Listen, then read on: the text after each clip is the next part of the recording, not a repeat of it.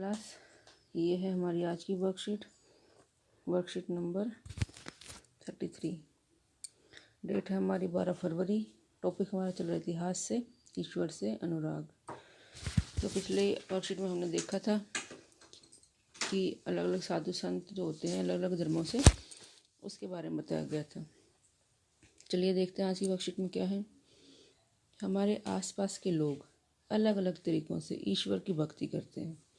कोई भजन कीर्तन गाता है, कोई कव्वाली, तो कोई चुपचाप ईश्वर के नाम का जाप करता है। विभिन्न दार्शनिकों ने भक्ति के बारे में अलग अलग विचार दिए हैं। आइए कुछ दार्शनिकों के विचार जानते हैं। हम सब लोग अलग अलग तरीके से भक्ति करते हैं, अब सबको पता है। सबके अलग अलग, सब अपने ईश्वर को अलग अलग मानते हैं और उसी के आधार पर भक्ति करते हैं। कोई किसी धर्म को मानता है, कोई किसी धर्म को मानता है। तो चलिए कुछ दार्शनिकों के विचार जानते हैं। शंकर और रामानुज। शंकर का जन्म 8वीं शताब्दी में केरल प्रदेश में हुआ था। ये अद्वैतवाद के समर्थक थे। अद्वैतवाद होता क्या है? इसके अनुसार जीवात्मा और परमात्मा जो कि परम सत्य है, दोनों एक ही है। मतलब ईश्वर और इंसान के अंदर जो आत्मा है, जो रूह है, वो दोनों एक ही हैं।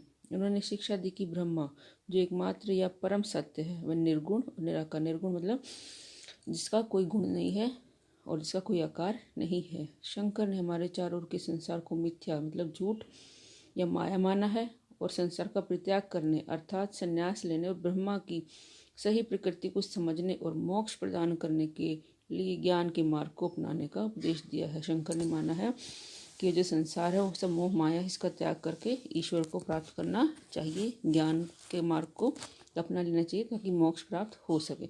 अब रामानुज जी ने क्या बताया? रामानुज 11वीं शताब्दी में तमिलनाडु में पैदा हुए थे। ये 8वीं शताब्दी में हुए थे, ये 11वीं में केरल में और ये तमिलनाडु में। रामानुज ने विशिष्ट अद्वैत के सिद्धांत को प्रतिपादित किया।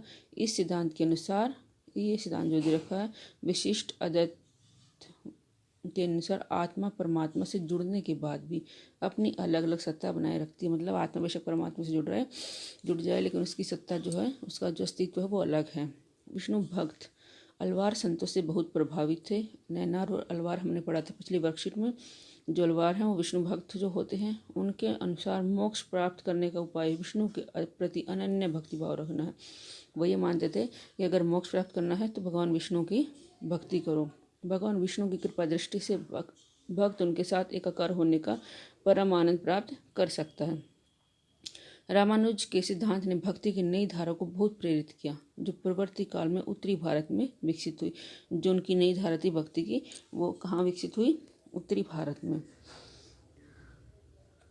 इसके बाद हम देखते हैं बसवन्ना का वीरशैववाद। तमिल भक्ति आंदोलन और मंदिर पूजा के बीच संबंध के परिणाम स्वरूप जो प्रतिक्रिया हुई वह बसवन्ना और अलम्मा प्रभु और अक्कम्मा महादेवी जैसे उसके साथियों द्वारा प्रारंभ किए गए वीर शैव आंदोलन में स्पष्ट दिखाई देते। तो ये इंसानों के नाम हैं। आंदोलन हुआ वीर शैव आंदोलन 12वीं शताब्दी के मध्य में कर्नाटक में प्रारंभ हुआ। वीर शैव ने सभी व्यक्तियों की समानता के पक्ष में और जाति और नारी के प्रति व्यवहार के बारे में ब्राह्मणवादी विचारधारा के विरुद्ध अपने प्रबल तर्क प्रस्तुत किए। तो जो उस समय की जो धारणाएं थी उसके खिलाफ उन्होंने अपने तर्क प्रस्तुत किए।